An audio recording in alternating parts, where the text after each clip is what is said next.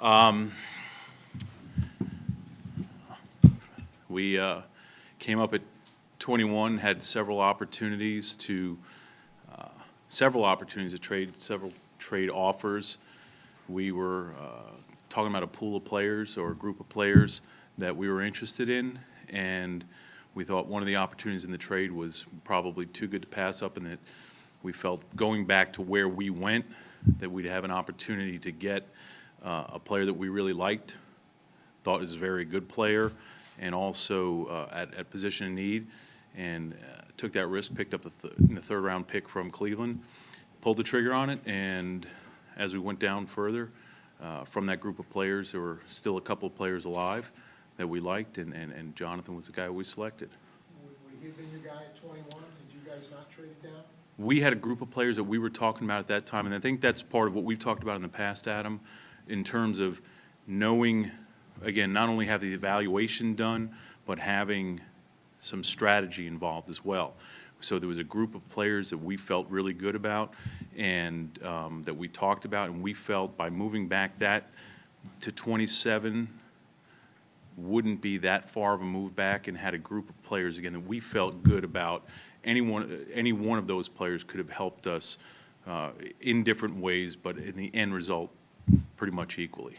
As far as receiver, why him at 27? There were obviously other receivers available. What was it about him you liked? At that point in time, he was, when we picked him, obviously he was our highest rated receiver at that point in time when we made the selection. Yeah, what made him the highest rated receiver? Oh, what made him? Okay, I'm sorry. What you like about him that maybe some of the other guys didn't have? Well, what we do. Here's what we like about Jonathan. He's big, he's strong, he's fast. He's been very productive.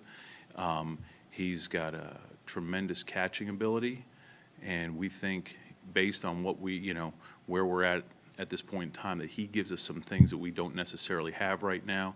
Again, he's a guy who runs, sub 4.5. He's big. He's over 6'4". He's a big, strong target with really, really good hands. Can you run after the catch? He can run after the catch. He's got strength to run after the catch. He's, we think that he'll add a dynamic to our team down in the red zone in terms of being a big receiver that gives us, we have two big receivers that have different type of route running skills now and different types of speed and different who can run complementary routes. Can you compare him to anybody that's playing right now? No, not really. I mean, I generally stay away from comparisons because I think it's unfair. Because if you compare them to people that are playing in the league, you're talking about a guy who hasn't played in the league yet. You don't want to get ahead of yourself in making comparisons. Maybe after a year, see where he's at. Maybe we can do some comparisons again. Once he gets a little production in the league, and you can see him against NFL level players. You don't see his skills as being somewhat similar to those of Dwayne's, though? They're different. Some are similar. Some of the skills are different, are the same, and some are different. So there's, but they are different types of receivers. I guess it was his sophomore. You get a big per catch average. I think it was almost 20 Yeah. points. Was that down the field stuff? Yeah. Was that run after the catch stuff? It was both. It was mostly down the field stuff, though. He's a guy, again, also who, going into this draft, I think was probably had the highest yards per catch average in that group this year. How much more difficult has this draft process been for you not having free agency? It hasn't been difficult, to tell you the truth, Bob. Here's the deal. Any time that you're in any component of player acquisition, whether it's free agency or the draft or even, when the season starts, you know that you have needs or needs and wants. You know what the roster situation is, and you have a certain set of circumstances that you're working under, and at some point in time, one or the other is going to happen.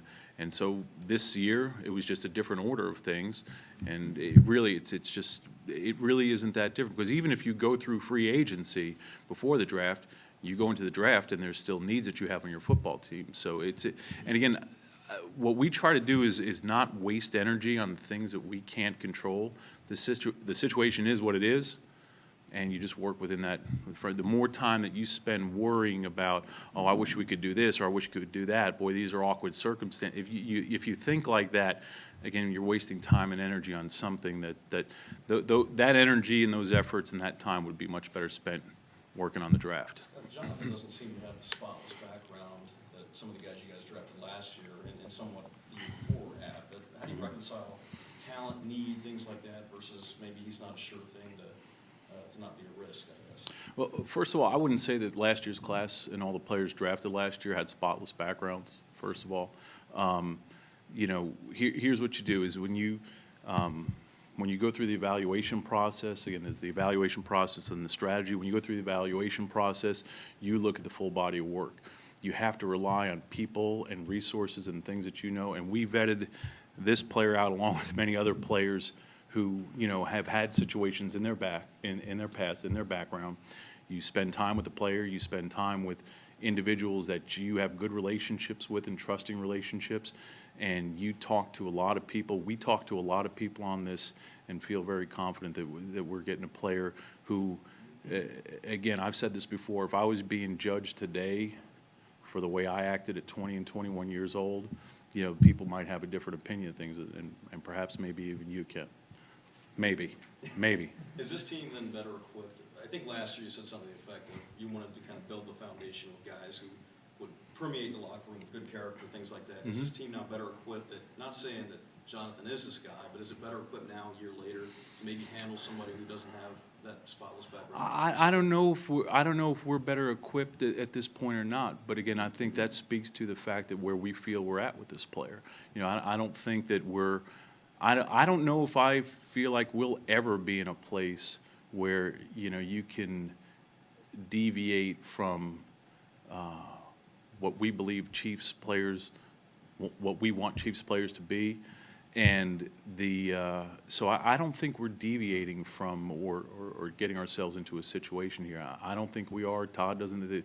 As an organization, we don't think that we're deviating in this sense. So in your due diligence and scouting and things like that, you guys clearly feel confident and comfortable that this guy's not going to be a distraction. He's going to offer nothing but good things. We feel very good about the pick. We really do. And like I said, we did, and not just on Jonathan. There were quite a few other players.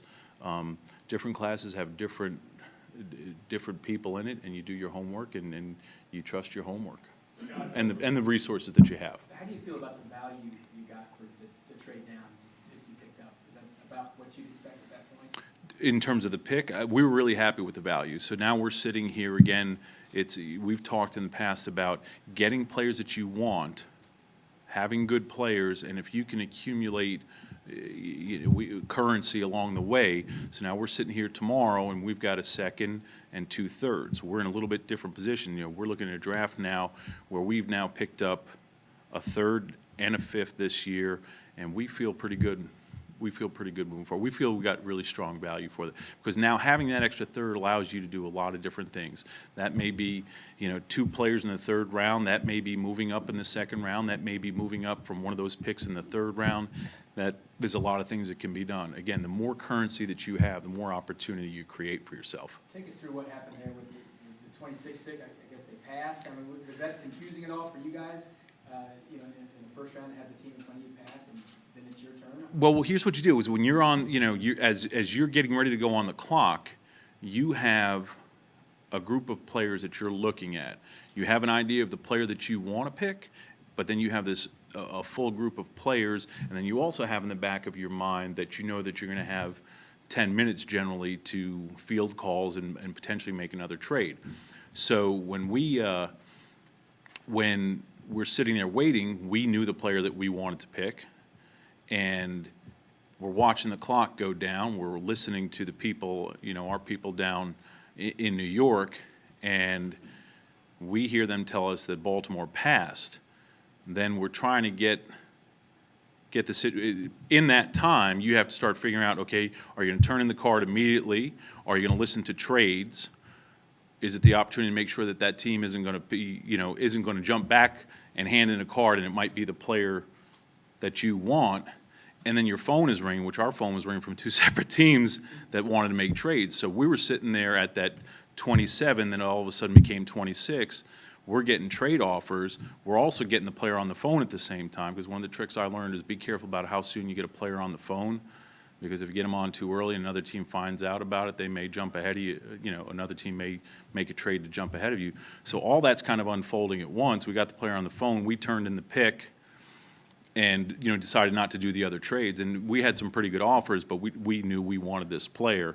And it was it was interesting. I'm not sure I've been through a situation like that, but the good part is the entire room was calm. You know, you had to make sure we had Jonathan on the phone and that he wasn't being talked to by Baltimore or somebody else.